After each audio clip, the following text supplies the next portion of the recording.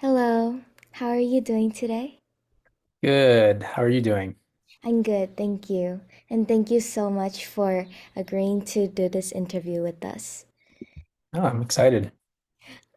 So could you introduce yourself to people who are watching this interview right now? Sure. My name is Scott Lee, and I'm a composer who lives in Florida. I'm originally from Florida, and I teach at the University of Florida. And I'm I like to write music for orchestras, for chamber groups, for solo instruments. And I think we're going to hear more about that music in the interview today. So I will leave it at that for now. So I wanted to ask to start off the interview, what are some of your initial inspirations behind how you compose your pieces? And if you could share maybe some insights or like how you start into your creative process. Yeah, sure. It can depend on the piece, actually. There's different ways that I can get into starting to work on a piece. Um, Sometimes it can be noodling on the piano. The piano is my instrument, so I'll just make up some chords or some different, ideas and then write those down and go from there. Other times it happens sort of, I like to use my voice a lot to improvise with. And so I'll be maybe, driving in the car somewhere where I'm in motion, like walking my dog or, uh, in the shower or something, and I'm not really focused on anything, but my mind is kind of going, and maybe I'll just be kind of scatting things to myself, like little songs or little ideas, and then I will notice it and I'll like something, and then often I'll record it on my phone. Um, and I have like hundreds and hundreds of these voice memos, and I'll later go and try to transcribe them to write them down. Um, and you know, that can then turn into a piece for, string quartet or something like that. And so I have some voice memos that are like that where, I had this idea that was like boop boom, something like that. And then that became this string quartet that I wrote called Engine Trouble. And then I had to figure out, how to get the instruments to make the sounds like that. And it led to some interesting uh, solutions, I think. So, um, that those are different ways that I get into the creative process.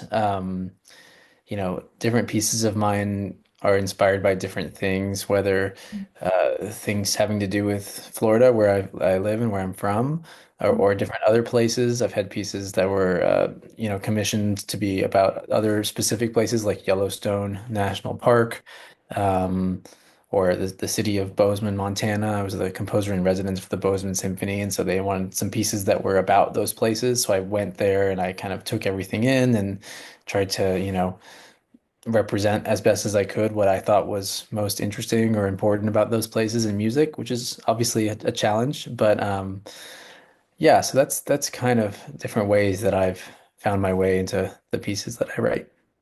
That's amazing. So you mentioned that you wrote some pieces for where you live in, which is Florida. Would you mind sharing what the pieces are? And especially because I would assume that you are a little bit more emotionally attached to that pieces. Sure. Yeah, I've got a few different pieces. I'll talk maybe about the two different albums that I've got that are bigger pieces. There was one album called Through the Mangrove Tunnels that was for piano, drum set, and string quartet that I wrote when I was doing my doctoral studies at Duke. And that piece is inspired by a nature preserve that I grew up going to that had all this kind of crazy history of being a place where uh, Spanish conquistadors were rumored to have landed, and there was a really important Native American gathering place there. Later on, it became a place where, during Prohibition, where bootleggers were, uh, you know, selling booze to people within a speakeasy, and then there was a movie studio on the island where there, Buster Keaton was filming movies, and then that burned down, and then they built an airport on the island where the first commercial flight in the United States took place. And it's all on this little island that it's not even really an island. It's called Weeden Island, but it's really like a peninsula that's near where I lived, where I grew up. And so the piece itself kind of traces that history of the different kind of events that took place there and my experience growing up there. And I led canoe trips there as a kid. And they have these mangrove tunnels that were dug out to try to flush the mosquitoes out. But it's Florida, so there's still mosquitoes there. And now the mangroves have grown back over the top of them. And so you can take a canoe in a kayak and go underneath them. And it's kind of this magical place. Um, so that album came out, I think, in 2019 or something like that, or 2020. Um, More recently, I've just finished a song cycle that's called Greetings from Florida, Postcards from Paradise. Mhm. And that's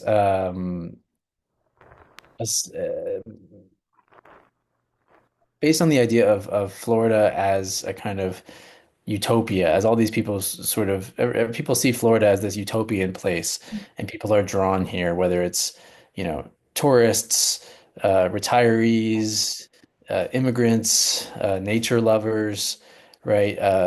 Conquistadors, right? And Florida is supposed to be this magical kind of perfect place, and then people get here and realize it's not really what they imagined. And then when they try to make it what would be a utopia for them, they risk destroying what makes it this magical place for the people, plants, and animals that already live here, right? And so that album explores different topics about the natural world and things that are at risk. Or we have these amazing freshwater springs that are at risk of drying up. We have manatees that are increasingly at risk because of climate change and encroaching on the habitat by people. And then there's also songs about kind of um, the human element as well, like these kind of artificial retirement places where people come and kind of insulate themselves in this bubble from all things that Florida actually is. It's just there's no nature there. It's just kind of like astroturf and golf courses and air conditioning, right? And it could be anywhere, but they bring it to Florida and it's anyway. So that piece is we just premiered it in November. It's for uh, this amazing jazz singer and guitarist, Camila Meza, and then with flute, clarinet, violoncello, piano, and percussion. And right now, in the middle of working on the recording and trying to release it as an album later this year, hopefully. Wow, that's really amazing. Um, as I was listening to a lot of your pieces, including the pieces like Drip Study and Hmm. Heavy that I mentioned to you, um, I realized that even though all the pieces sounded really distinct from each other, like it sounded like new ideas, but like the details and these effects that you really pay attention and put into make me as like the listener realize that this really is your piece. So I think that's really great. Thank you.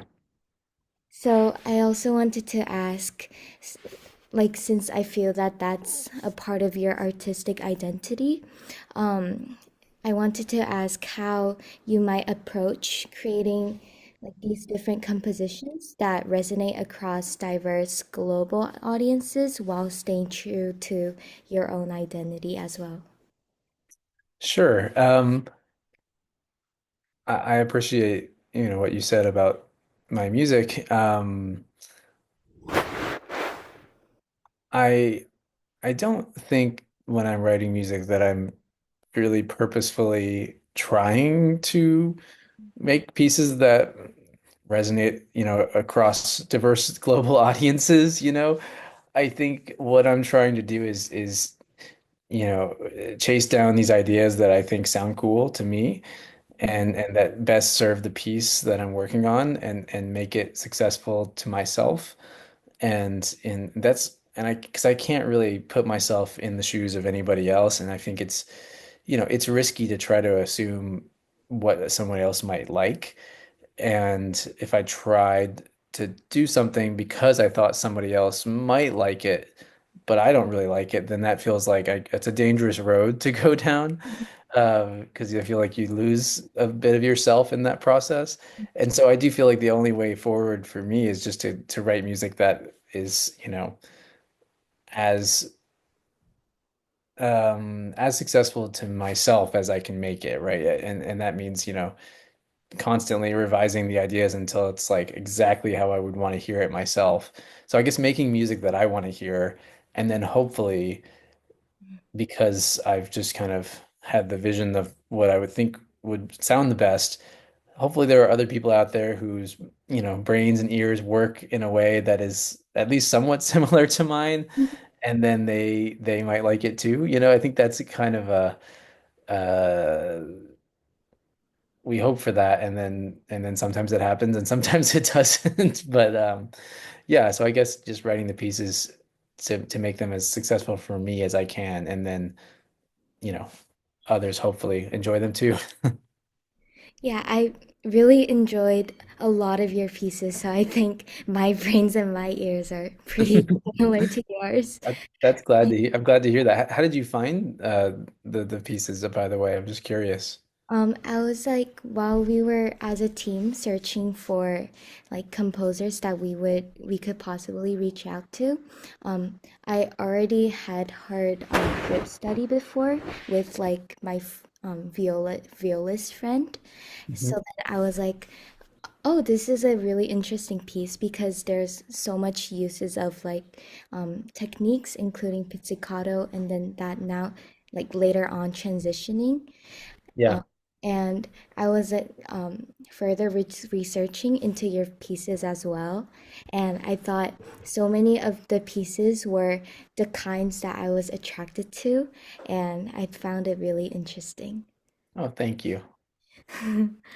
So, as a add-up question, in your future projects as well, are there maybe any other like new directions or like unexplored areas that you would want to delve into? Sure. Yeah. I'm a lot of my pieces, I do different similar things in different pieces. Like I like doing things that are kind of pointillistic, where you have one idea that's shared between a lot of different instruments.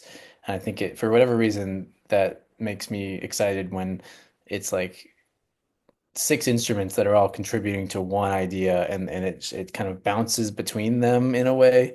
Um, it just seems like that to me makes something a little more alive, and exciting when it's being shared between players. So that kind of pointillistic, you know, writing, along with um, I like grooves, I like things that are rhythmic and things that you can feel kind of viscerally, that are, a lot of my music kind of draws those kinds of grooves from different genres of pop music and other kinds of, jazz and things like that, that have maybe you know, a tendency towards more groove-based music than a lot of classical music historically. I mean, there's examples of that too in classical music, but and so I like these kind of pointillistic grooves.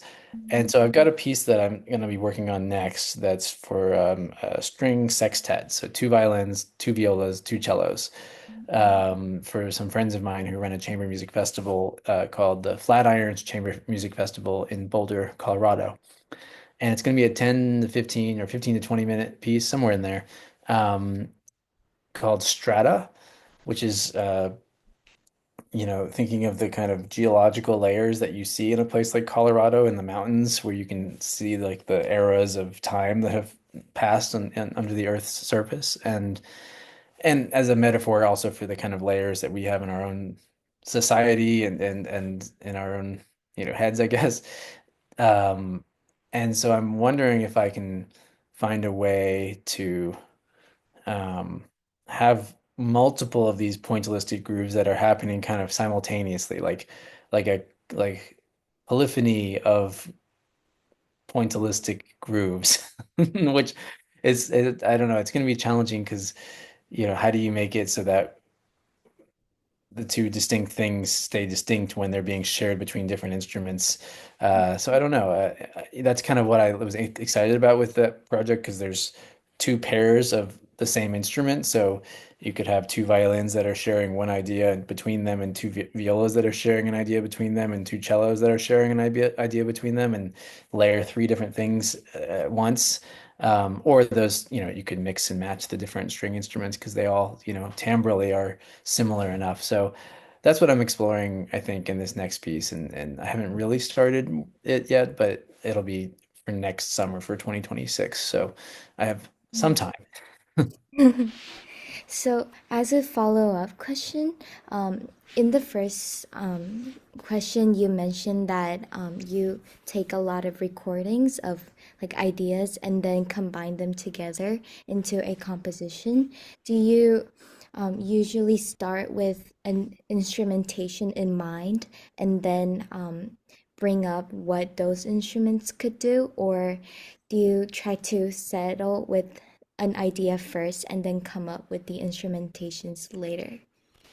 That's a good question. I think sometimes when I've got those little voice memos, those are maybe instrument agnostic. They're just kind of like ideas that are purely rhythmic, contour ideas. They sometimes don't even have pitch. They're just kind of like, these kinds of things, like relative pitch maybe. And I feel like those could be mapped on into different instruments in different situations. There are times though when, I have a specific project that I know I need to work on, and then my mind is kind of thinking in terms of those instruments, maybe more specifically. And then yeah, so it really depends on I see. the scenario. Okay. So now I want to transition maybe the questions into more the contemporary music field right now. Hmm. First of all, what are some maybe biggest challenges in your opinion that are faced by the current contemporary composers or performers within the music industry today? Sure. I mean, that's a big question, and you know, I wouldn't say that I'm going to be able to, uh, give an earth-shattering answer of, what's the most pressing challenge. But I mean, the things that I think about, um, you know, being a contemporary composer, you have the benefit of being in this kind of long tradition of music making, right, from composers from hundreds of years ago, which gives you this huge body of repertoire to draw on for inspiration and ideas. However, on the flip side of that, the performers that you're working with also have this huge body of repertoire. And so, for example, a lot of string players, you know, why would they play a piece by a contemporary composer when they have, the Beethoven string quartets, or like there's so one of the challenges is like how can there be room for contemporary composers? And that's not a new challenge, but yeah, in different situations, it's better or worse. For example, I think in orchestral programming, contemporary composers, I think are at I like writing for orchestra, but I'm finding more and more that, I'll get commissioned to write a piece for orchestra and they'll premiere it, and uh, and then that's kind of it, right? There's not a lot of orchestras that are willing to take on new music unless it's a premiere, or unless it's something that they've kind of worked up, or unless you're like a big famous composer that everybody would know. And so it just feels like there's a lack of engagement with contemporary composers in the orchestral world, or just a kind of surface level engagement, and not the acknowledgement that we as composers could actually revitalize the medium and bring people in because, you know, do we need to hear, you know, Beethoven's, Fifth Symphony, Beethoven's Ninth Symphony for the, you know, 3 seasons in a row, or can we, potentially have an audience that says, "Wow, this is a piece by that guy over there or that girl over there," right? They wrote this, but I can talk to them and I can, this piece might engage with some issue that is related to what we're facing in the world right now. And that can be powerful, I think. And there's not a lot of groups um, that believe in that and as a way forward, right? Sometimes it seems like it's not like it's a risky proposition, but I think it's a riskier proposition to depend on just the old standbys because that will inevitably lead to just stagnation or something like that. Yeah, I completely agree with what you said. I think the general trend right now is that, like in the earlier musical periods, they would usually only play pieces of that period and only do the premieres. But I think right now the trend is to learn what we had, like the musics we had in the past, and then I think the contemporary composers aren't getting as much shout out as we would hope to, which is also why we started this organization as well. So, but I think right now on the good side is that a lot of students like me, we are um, more and more encouraged to study like composition works, Mhm. like contemporary compositions, and I think that is going on the good side, and hopefully it becomes more accepting to a wider audience as well. Totally. As a follow-up question to that, do you have maybe some tips for audiences or like students like I am who are maybe facing some difficulties in approaching contemporary classical music? Sure. Yeah. I mean, I teach a lot of classes where I introduce contemporary music to students who may or may not have an interest in it. And I think one thing that, you know, people, students, audiences feel like is that you hear this all the time where they say something like, "Oh, I didn't really like it, but I don't understand it enough to, have an opinion about it. So, I'll leave that to you."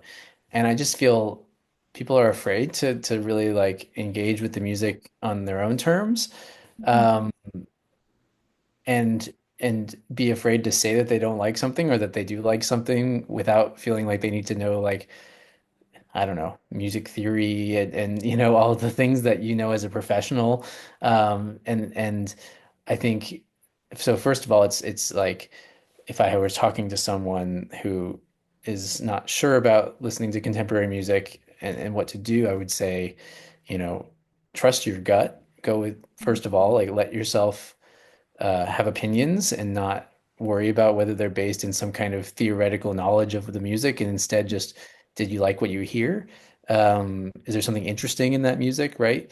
But Mhm. at the same time, I would say the benefit of some of this type of music is that it rewards repeated engagement.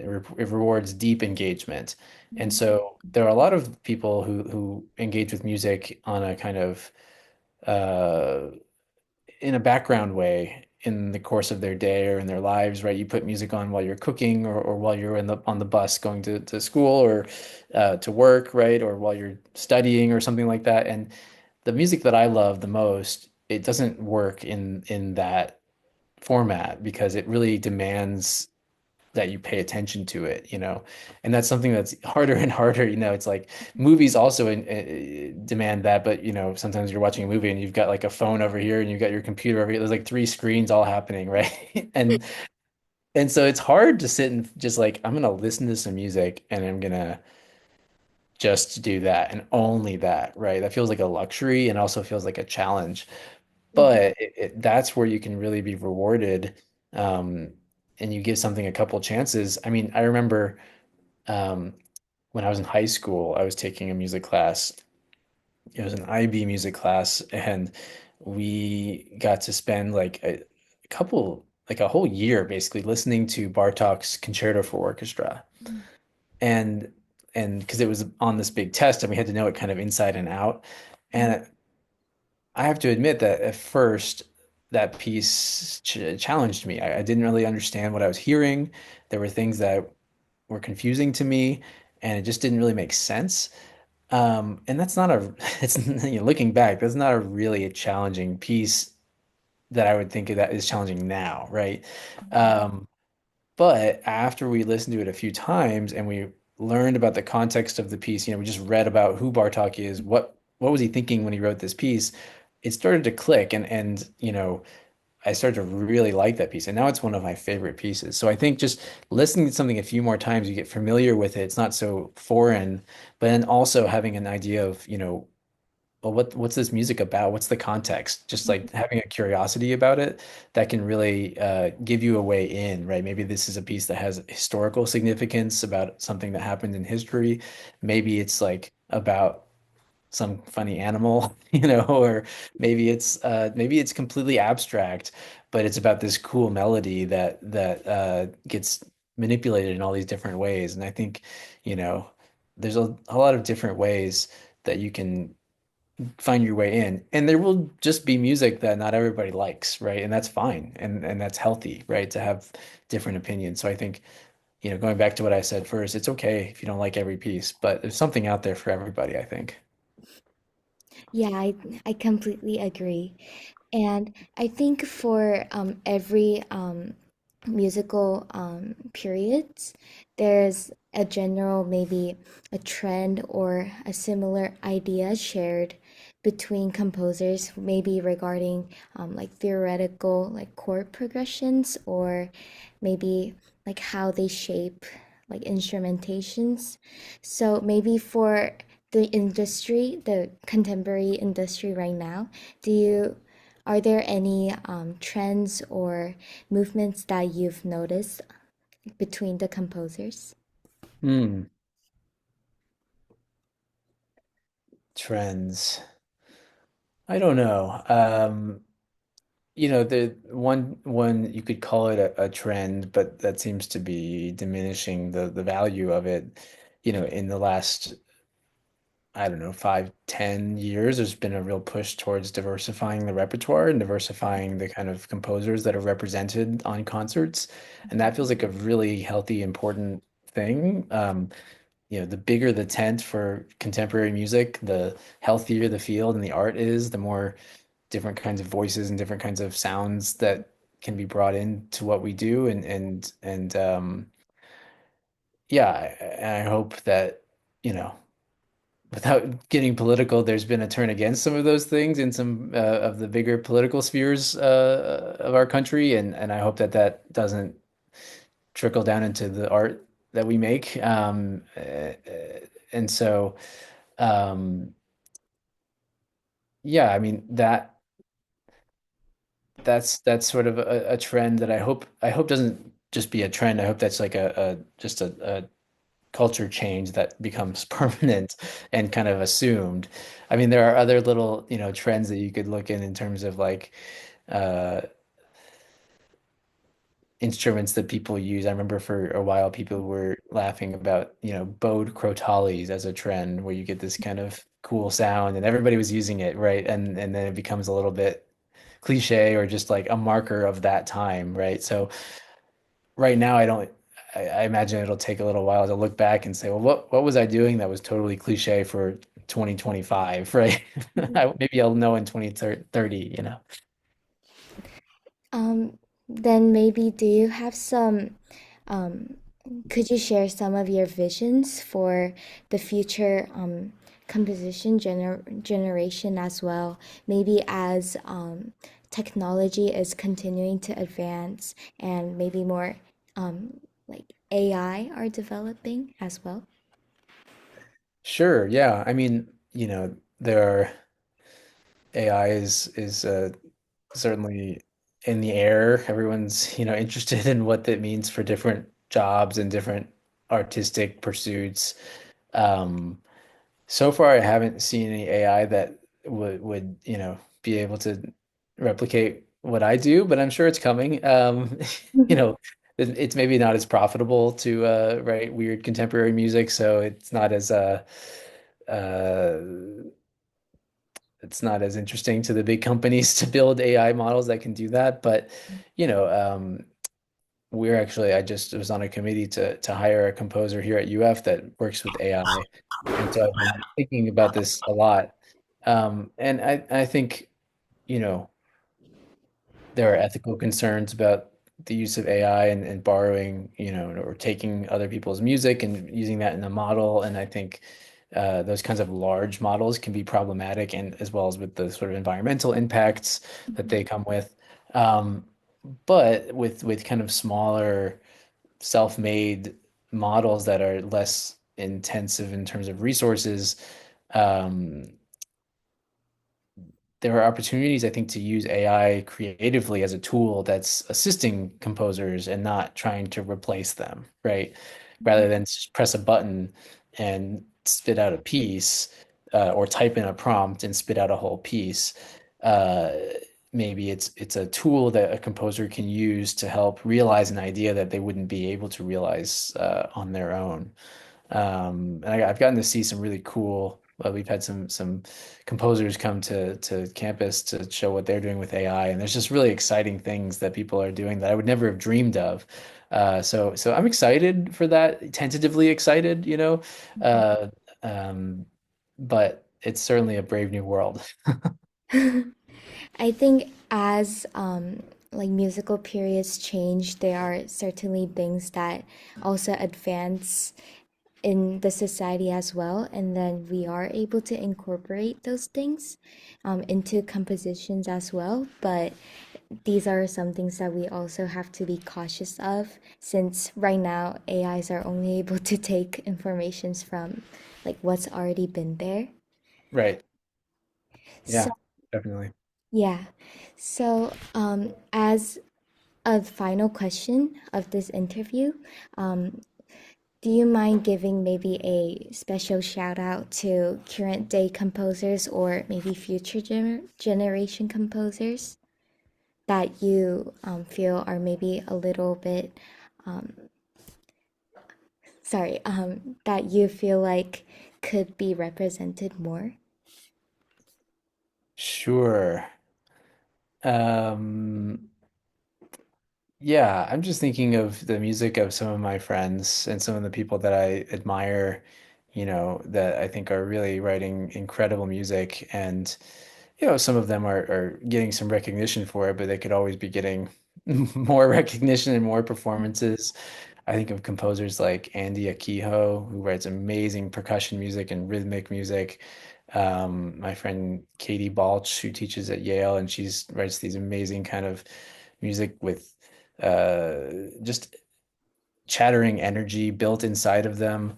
Um, I love the music of Chris Cerrone, sort of noisy, minimal groove music that's just develops in this way that is like very straightforward, but very satisfying and always colorful in really imaginative ways.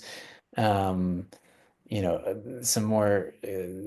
There are some composers like Julia Wolf. I love her music, and I mean she gets lots of recognition, but it still doesn't mean it's not really exciting music.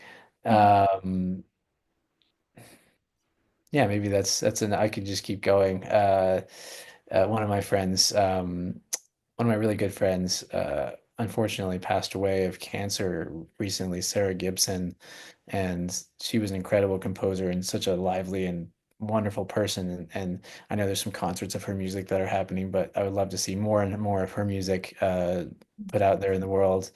Um, so yeah, Thank you so much for sharing. And we, as a team, will also make sure to check out their music as well and share it with um, the rest of the world, hopefully.